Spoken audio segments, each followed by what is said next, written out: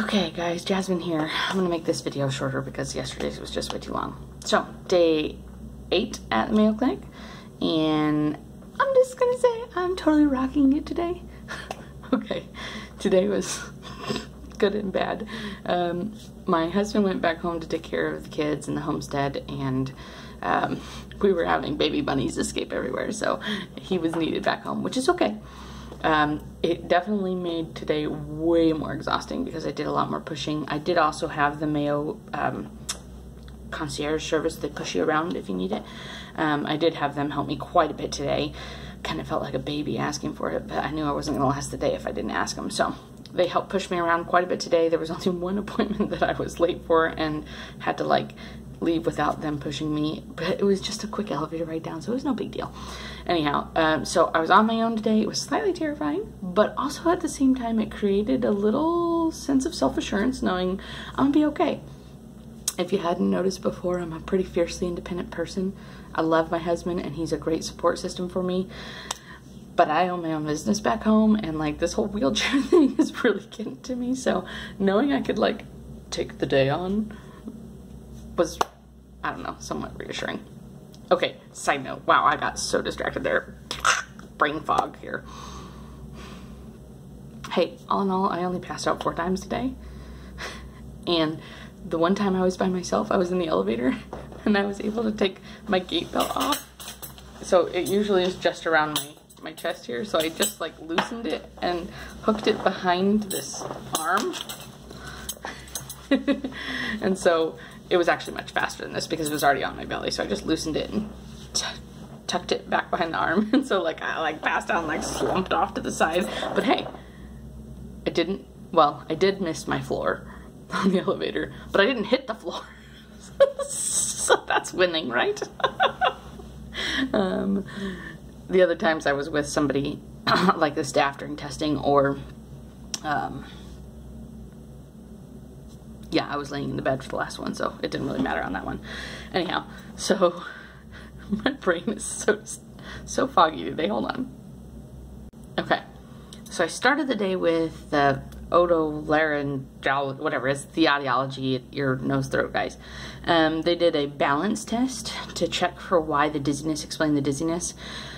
The good news is half of the test is done sitting and the other half is done standing, and clearly since I can't stand, I didn't have to do any of that part. The bad news is that most of my symptoms occur when I'm standing, so I passed all these tests perfectly fine without a problem, which makes sense because I'm asymptomatic when I'm sitting. So I passed all those tests. Great news. Okay.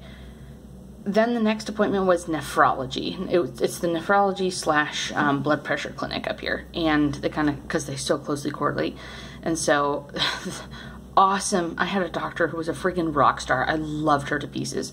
I don't have her card with me, but I'll put her name in the comments.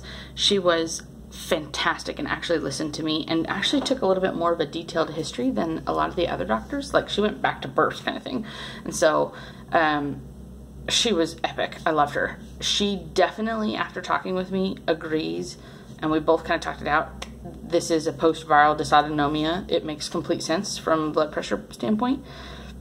The bummer part is that she did recognize, while she did diagnose it with the dysautonomia, that does mean, so the bummer news is that not all dysautonomia actually resolves or heals after a viral attack.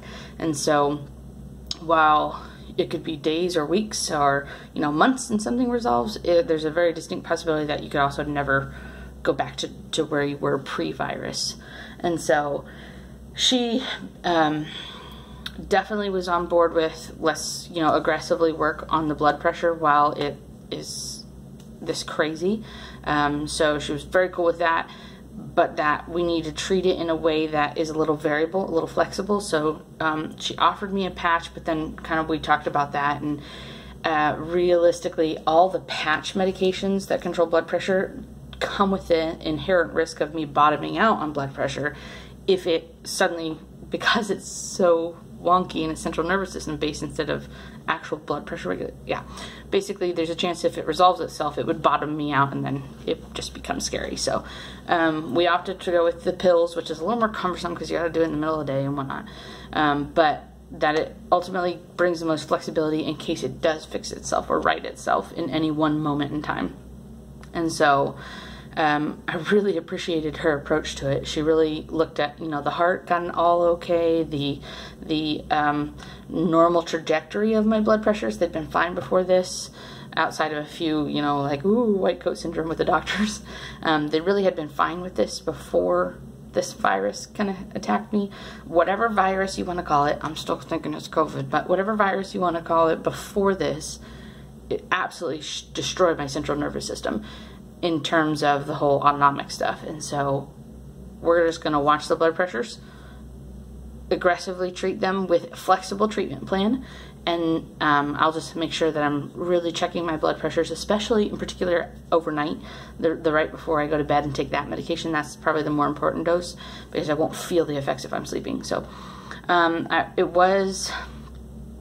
So I am currently on 3 blood pressure medications. So instead of adding a 4th one, we're just going to take the one that is the most effective with the central nervous system, the clonidine, and increase that dose. She does typically prefer Cardura for younger patients because they respond so well, but I had issues with that one. And so with the clonidine, she said it is probably, out of all the medications that I'm taking, probably the most effective one because it does the most with the central nervous system.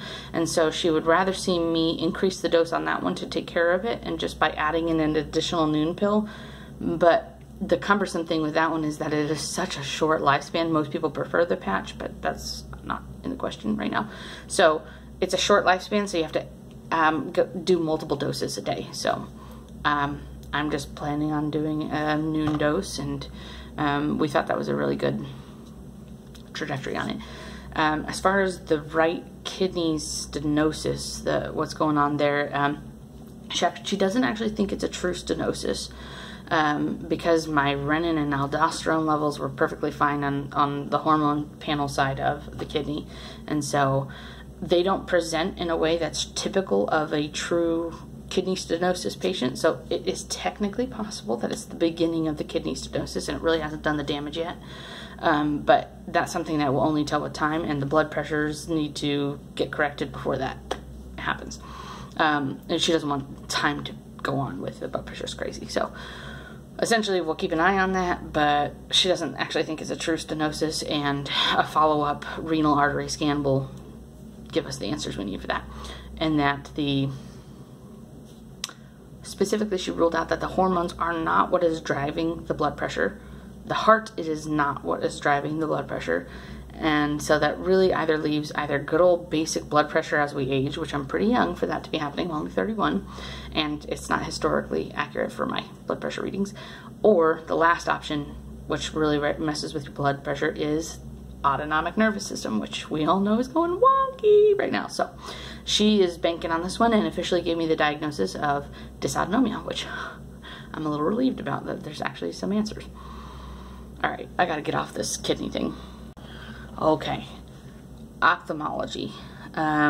This was to help try and figure out the weird eye spots, the sharp pains that I'm getting with exertion when I get that specific headache, some episodes of double vision, and to also rule out whether or not that pineal cyst that they found in my brain is affecting my vision, or if it's not really messing with it, and then also if that's subsequently affecting like the migraines and headaches that I normally get. Also, they're going to check the optic nerve.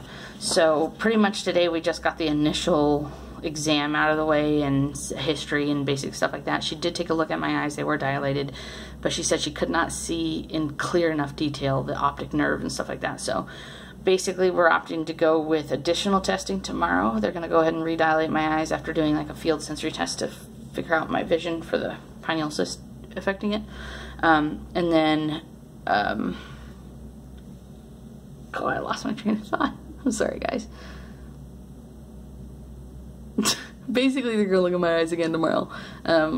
Oh, they're gonna take pictures of the optic nerve, and so she can consult with a neurosurgeon and see if the pineal cyst is actually causing a problem. With it being as large as it is, it's 7 millimeters. Typically, they don't see symptoms until 15, but it's not impossible because anything over 5 is considered large. Most people normally only have like 2 or 3 millimeters, and this is 7. And so, yeah, basically, summary, finally got a diagnosis of dysautonomia, which we figured, the post-viral dysautonomia. And basically the balance testing I rocked. And the nephrologist appointment, she was a freaking awesome doctor, loved her. And the eye doctor really couldn't tell me much other than we got the basic history away, and she is going to consult with a neurosurgeon, so that's cool. That's pretty much all the updates I have today. So I did get like wicked cool awesome sunglasses that they told me not to tell anybody they gave me because they don't normally hand them out, so whoops. Don't ask for them because they're not going to give you them. But I was totally teasing that nurse. What was her name? Jean, I think? I don't know. I was totally teasing her back and forth. We had a great time. Every time she was asking me the letters, I was like, B, I think? So I kind of felt like a little bit of an idiot in there. But you know what? Whatever. We rocked it. We had a great time. So it was a good day. I did barely make it back to my hotel room, and my eyes were so dilated, and I already had a headache before the dilation, so all the extra light was really creating more of a headache. So I got back into the hotel room. I didn't even turn on any lights, and I'm like, I gotta eat this salad. I'm like missing my mouth. I'm like, whatever, I give up. Totally went to bed and didn't wake up till like 2 midnight or whatever. So now I'm gonna get back to bed because it's 2:15 in the morning. And now my sleep is all wonky. So you guys have a fantastic day. I'll tell you more tomorrow.